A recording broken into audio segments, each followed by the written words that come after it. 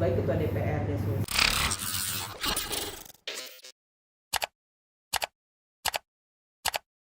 Ketua DPRD Sulsel, Andi Ina Kartika Sari angkat suara terkait dugaan menyelundupkan sejumlah nama calon penjabat, PJ, Gubernur Sulsel ke Kemendagri RI.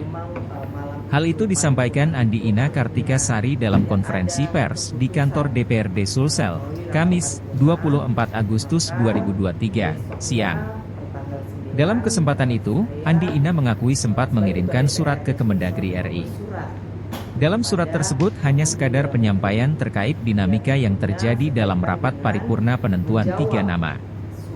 Andi Ina menjelaskan, tidak ada hasil dalam rapat paripurna lantaran tidak mencapai setengah dari jumlah anggota Dewan 85 orang. Sehingga, setelah paripurna Andi Ina Kartika kemudian mengirim surat penyampaian ke Kemendagri. Dalam surat itu diakuinya bahwa memang ada 4 nama yang mencuat di internal DPRD Sulsel. Mereka, staf ahli bidang hukum Kemenkominfo Aswanto, Dirjen Politik dan Pemerintahan Umum Kemendagri, Bahtiar.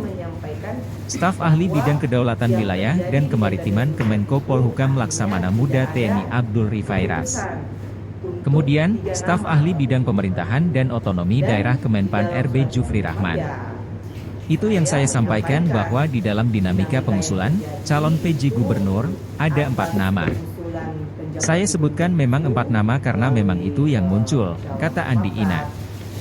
Lebih lanjut, dia juga menyampaikan bahwa meski dirinya menjabat Ketua DPRD Sulsel, tetapi tidak serta-merta mengambil keputusan. Saya juga menyampaikan bahwa tidak dapat mengambil keputusan karena untuk mengerucutkan 4 nama menjadi 3 nama itu kan harus melalui paripurna untuk mengumumkan melalui voting, katanya. Tetapi karena tidak tercapai quorum, maka DPRD tidak bisa mengambil keputusan.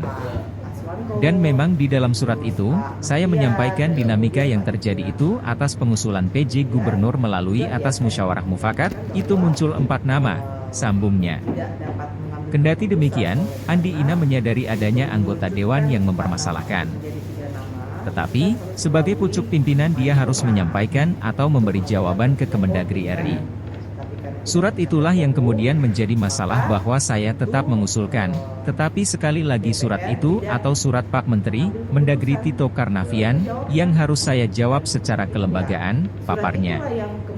Politisi Partai Golkar itu menambahkan, dalam judul surat tersebut hanya tertulis penyampaian, bukan keputusan. Makanya di judulnya itu penyampaian, bukan keputusan, tandasnya. Sebelumnya, Ketua Fraksi Golkar Andi Hatta Marakarma menduga adanya nama-nama calon PJ Gubernur Sulsel diusulkan ke Kemendagri RI tanpa kesepakatan bersama. Jadi makanya judulnya itu kan penyampaian, bukan keputusan. Penyampaian.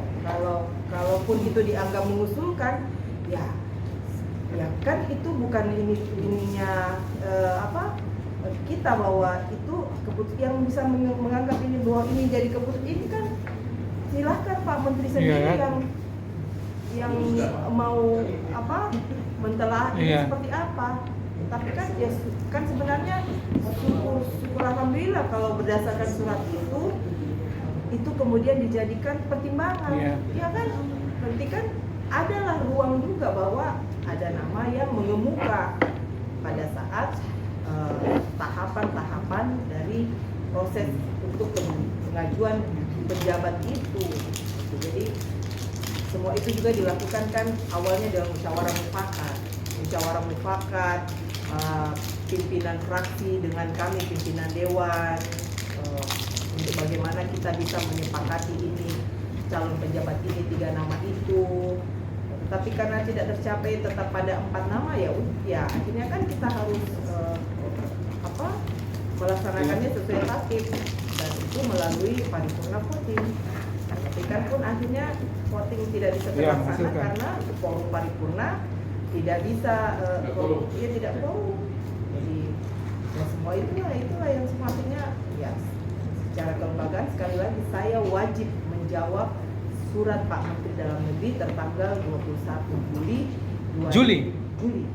Jadi surat Pak Menteri itu 21 Juli 2023 itu sama Pak sekali. Tapi Bu, balasan surat ke sana apakah dilampirkan nama-nama menteri?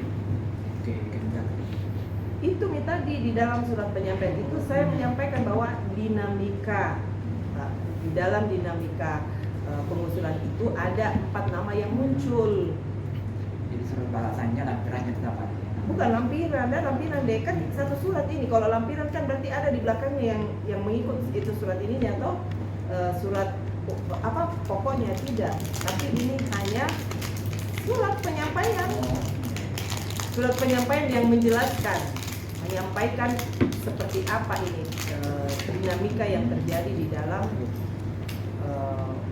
proses pencalonan ini penjabat. Berapa kita kirim suratnya?